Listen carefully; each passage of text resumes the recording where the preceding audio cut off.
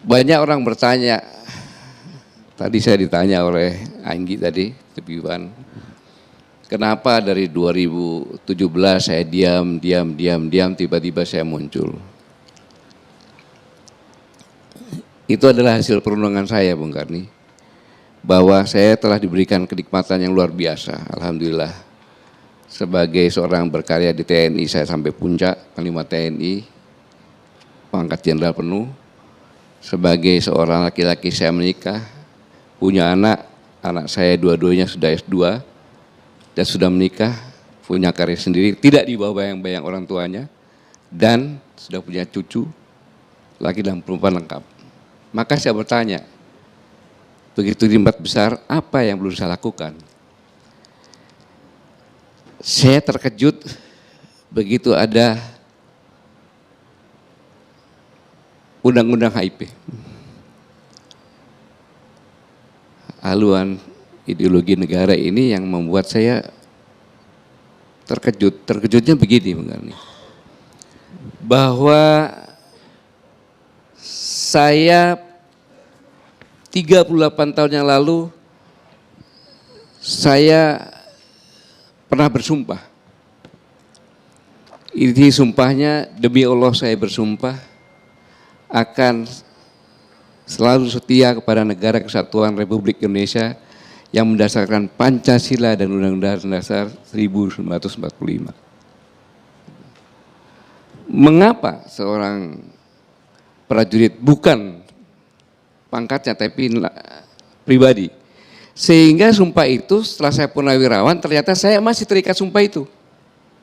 Sampai kapan? Sampai saya diupacarakan dengan tembakan salvo ke atas. Itulah mengapa demikian, karena kemarin itu dalam peringatan kemerdekaan kita belum menjadi negara 72 tahun yang lalu, yang menyatakan kami bangsa Indonesia, berarti rakyat Indonesia yang menyatakan merdeka, karena belum ada negara itu. Karena persyaratan negara adalah ada rakyat, ada pemerintahan, ada wilayah dan pengakuan. Maka di dalam Undang-Undang Dasar 45 dan pembukaannya itulah mengatakan bahwa dasar negara itu ketuhanan yang Maha Esa dan seterusnya, Pancasila itu. Jadi kalau itu dirubah, maka Indonesia ini berubah. Maka saya harus bangkit sebagai pertanggungjawaban nanti apabila di padang masa saya ditanya, kamu pernah disumpah, tanggung jawabmu apa? Pensiunan saja harus bertanggung jawab sumpahnya, apalagi yang masih aktif. Ini minimal saya bisa memperingatkan, sama dengan Pak Said itu tadi. Kalau sendirian nggak dengar. Maka saya konsultasilah dengan Pak Bahtiar Hamzah, senior saya, sama dengan Pak Kaban, Pak Din Samsudin, Pak Abdurrahim, kemudian Bu Husnul juga. Kelompok kecil itulah bicara-bicara. Melebar-melebar, mereka punya masing-masing, kumpul Pak Saididu, awal-awalnya dengan Bang Yani, dengan Pak Denggolan, dan sebagainya. Nah, ini semuanya memang kita sakit hati. Sakit hatinya adalah dalam kondisi situasi seperti ini, kondisi seperti ini, kan gitu. Maka kita bersama-sama menyampaikan suara hati nurani rakyat. Kondisi sekarang ini tidak normal memang. Karena dengan COVID ini terjadi pembekuan, proses pembekuan antara murid dengan guru, antara mahasiswa dengan dosen, antara manajer dengan pekerja, antar pemilik hotel dengan tamu. Proses pembekuan, akumulasi ini adalah bisa terjadi pembekuan hubungan antara rakyat dengan pemerintah. Proses pembekuan ini, inilah yang berbahaya. Makanya harus diingatkan. Kita tidak mau dalam kondisi seperti ini kita diam-diam saja. Ini latar belakangnya. Dan kami pun menyampaikan tadi bahwa kalau kita hanya menyampaikan hal-hal yang kondisi nyata, kemudian menyampaikan tuntutan, harus ada solusinya. Tadi saya sampaikan bahwa negara kita ini adalah negara yang luar biasa. Pada 10 Maret 2014, saya di depan Sivitas Akademika Universitas Indonesia, saya bertanya sama mahasiswa, seandainya kamu sebagai presiden di negara, bukan negara kesatuan Republik Indonesia, dari analisa ahli-ahlimu bahwa negaramu akan menjadi krisis pangan, krisis energi, krisis air, kemudian melihat ada Indonesia yang bisa menyelamatkan negaramu karena dia punya potensi, apa yang kamu lakukan? Itu berdasarkan teori Thomas Malthus, di mana pertumbuhan manusia seperti deret ukur, makanan seperti dari hitung. Jadi suatu saat populasi tinggi dan berbahaya. Apa jawabannya? Satu, akan membeli undang-undang. Bukan saya Pak, mahasiswa ini. Karena itu termasuk pasca sarjana. Gimana caranya? Waktu itu saya masih Pangkostrat. Pangkostrat jangan pura-pura tidak tahu. Di DPR kan hanya komisinya kan sedikit Pak. Kalau sebuah undang-undang kita siram aja uang sekian, bisa. Mahasiswa ini. Kita menciptakan agen-agen yang kita ciptakan untuk menjadi pimpinan, untuk menjadi boneka-boneka kita.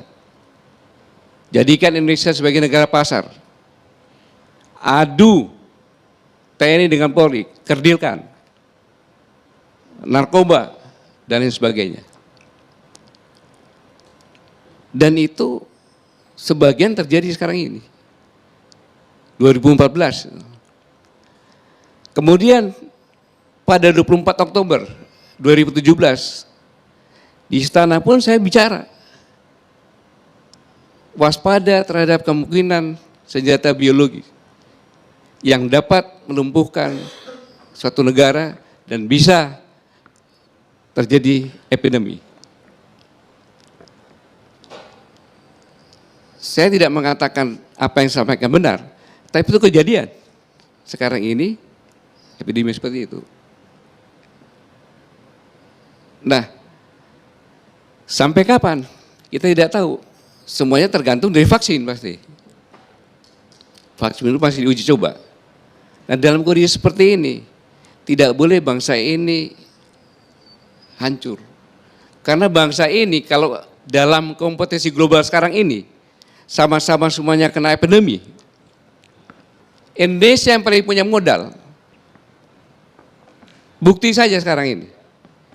Bukti saja sekarang ini. Kenapa kok kita masih bertahan? Karena memang kita punya sumber daya. Jadi kalau kita, tidak usah jauh-jauh lah Pak Bung Karni. Ke Cianjur Selatan saja, masuk ke dalam. Ada satu desa, dia punya, rakyatnya kalau dijumlahkan punya 24 hektar sawah. Pak, Bapak di sini nggak bakalan kelaparan. Tapi uang nggak ada. Yang kedua, budaya kita ini luar biasa. Kita ingat waktu ojol tidak punya penghasilan. Apa yang terjadi? Di pinggir jalan ojol berderet-deret, orang berhenti, ada yang ngasih makanan, ada yang ngasih sembako, ada yang ngasih amplop. Itulah yang bisa menyebabkan kita sekarang masih bertahan. Ingat pada saat krisis 98, sama. Di Sulawesi justru makin kaya. Karena coklat, karena kopi dia jual, dapat dolar. Nah, modal ini seharusnya benar-benar kita manfaatkan agar persaingan ini kita lebih punya modal lebih. Dengan mengelola ini dengan benar-benar. Contoh gampangnya saja. Kita sama-sama paham. Pinjam dari luar negeri bunganya besar, kemudian menambah beban lagi, mencetak uang, akan terjadi inflasi. Tadi kami sarankan, kenapa enggak kita bikin e-rupiah? Transaksi pakai itu semuanya, tapi tidak bisa dirupiahkan. Bank memberikan, BI mencetak 1.000 triliun. Kemudian semua yang transaksi dengan e-rupiah hanya dikenakan PPN, ya contohnya 5% gitu. Mungkin ini akan bisa bergulir, tentu masih debatable ini. Yang kedua, sumber daya yang kita punya dioptimalkan seperti ikan dan budidaya ikan, dioptimalkan. Kita belum optimal. Agrobisnis juga sama. Kemudian perpajakan, khusus untuk perlengkapan rumah tangga dan transportasi, dibuat di dalam negeri. Ya paling jelek lah, ada beberapa komponen dari luar. Kemudian perpajakan, justru yang diproduksi dalam negeri ini, importnya dimasukkan barang mewah. Sehingga orang akan menggunakan produk kita sendiri. Bukan hanya teriak-teriakan saja. Kemudian ada pemberian bonus pajak bagi perusahaan-perusahaan yang mempunyai kos besar tentang buruh. Diringankan. Dengan demikian maka menyerap tenaga kerja buruh. Contohnya demikian. Kemudian pajak, semakin besar penghasilan, semakin tinggi pajaknya tentunya. Selanjutnya, sumber daya ini berikan kepada swasta. Tetapi dengan kontrol dan aturan-aturan yang ketat. Diberi keringanan sehingga swasta tumbuh. Kalau tidak demikian, ditangani semua oleh pemerintah, itu komunis bisa terjadi. Beri peluang-peluang semacam ini. Nah inilah yang kami lakukan adalah karena kami benar-benar mencintai negara ini dan mencintai rakyatnya. Dengan demikian maka masukan-masukan ini adalah untuk menyelamatkan Indonesia. Kami berdiskusi keras kalau kami berdiskusi. Untuk menjadi kami aja ada 3 bulan, Pak. Terakhir aja saya sembunyi. Biar muncul-muncul, tentu deklarasi saya nggak datang. Daripada nanti resistensi. Dan saya tidak mengajak teman-teman saya yang dari Purnawirawan TNI, tidak banyak yang sebagian saja. Karena resistensinya akan tinggi. Dia punya anak tentara dan sebagainya. Saya punya menantu juga tentara. Tapi saya bilang bahwa ini adalah harga mati karena sumpah saya. Kamu bisa seperti ini pun sekarang karena kamu anak tentara. Saya bisa seperti ini juga karena saya anak tentara. Sumpah itu yang harus saya pertanggungjawabkan dunia dan akhirat. Itulah latar belakang saya melaksanakan ini. Kalau ada orang berbeda pendapat, sah-sah saja. Tapi yang jelas batin kita di kami adalah untuk menyelamatkan bangsa ini. Baik. Terima kasih Bung Karni. Assalamualaikum warahmatullahi wabarakatuh.